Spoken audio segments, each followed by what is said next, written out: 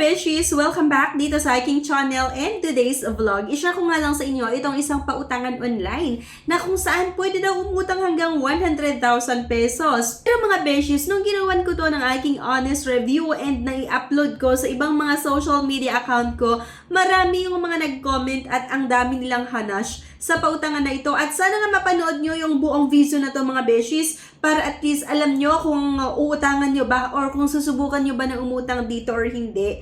Okay? So ayun kasi kung titignan natin yung app na ito, itong May Pera Online Peso Cash Loan, makikita nyo dito na pwede nga daw makahiram hanggang 100,000 pesos. Diba? Meron pa itong nilagay na lowest interest rate nga daw. So totoo kaya ito. And smooth process journey for borrowing daw mga Beshies. Kaya ngayon nga ay check natin yung experience ng iba't ibang umutang dito. And nagawan ko na rin kasi siya ng aking honest review. Ayan, na-upload ko na siya sa ibang mga social media account ko.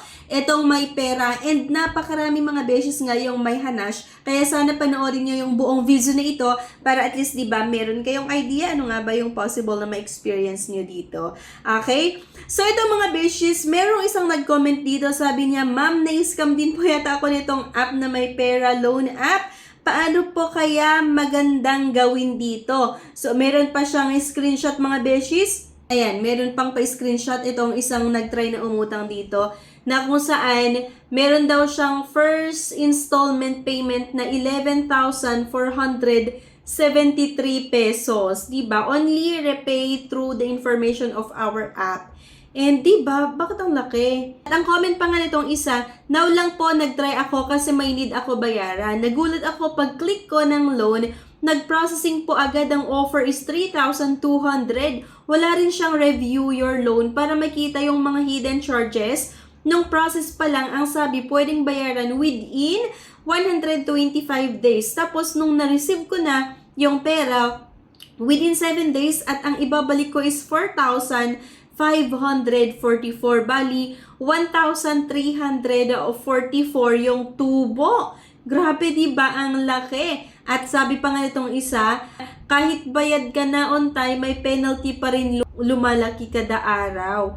And then, mambiktima yung anak ko, binalik niya ang pera. Pero kasi, napindot lang niya po. Please, tulungan mo anak ko sa May Pera May Pera Online Loan. So, marami mga Beshies ko. Anong na-upload ko ito sa ibang mga social media account ko. Ay, at meron tayong 31 agad-agad na comments. Hindi pa ganun katagal yung pag-upload ko sa video na ito. And marami yung hanash yung ibang mga borrower dito. And alam nyo mga Beshies, nung nag-check din po ako dito sa Google Play Store, and tinignan nga natin itong May Pera app. So, naloka din ako mga Beshies and talagang hindi ko may recommend yung loan app na ito kasi napakarami yung mga umutang dito at latest pa to ha, as of October 2, 2024. Sabi ng isang umutang dito na initially shows a low interest and look positive but upon the final part, the app froze, the details of the other fees are high, that the total fees are 60% of the borrowed amount.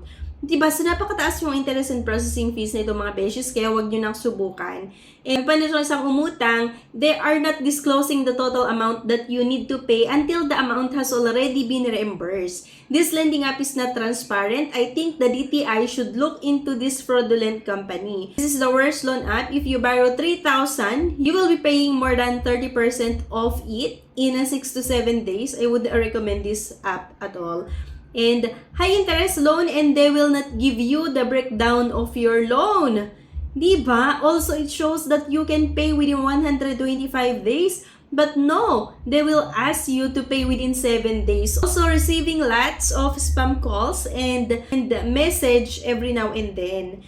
My second application shows I can borrow 5,800 on top of that. There will be an interest of 58 pesos. Transaction fee of 1,102, management fee of 1,450. Please don't install this app. I'll recommend you to use other app, not this one. Diba? And grabe mga Beshies, napakarami yung mga umutang dito na nagsasabi talaga na mataas ang mga processing fees ng loan app na ito.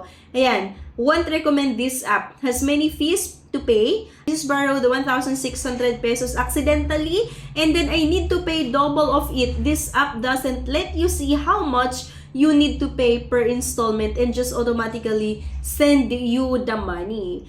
Next, that this app is good in terms of applying because it is fast and secure. However, I'm very disappointed because one of the definition here is that you got 0% interest when you are first time in applying the loan. But in my case, I got 2,000 with 1,300 of interest, which is lying.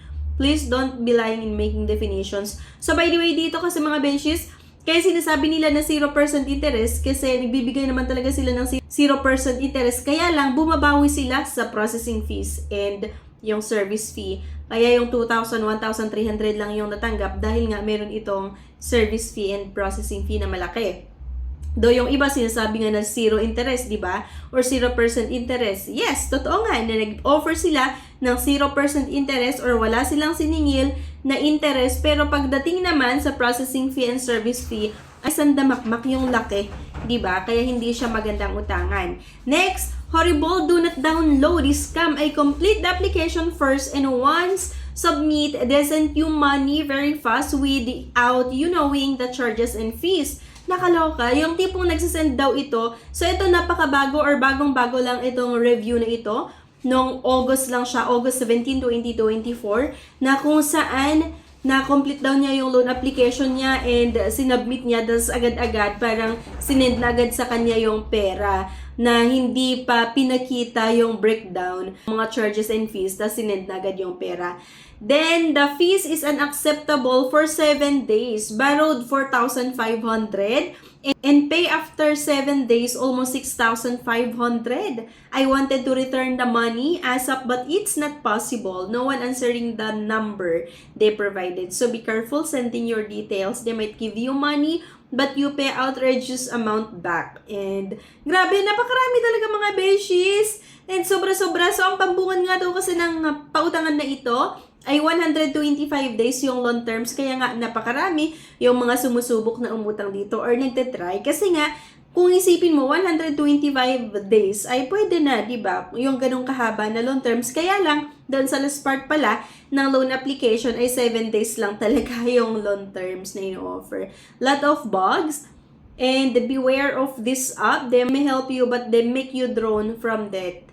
And don't use this app. I got a loan for 4,000 and all the fees in total was 1,680, which was fine with me as they offer 2 installment. However, they are requiring me to pay 5,700 after 7 days. And then the remaining 120 can be paid after 3 months. That's ridiculous.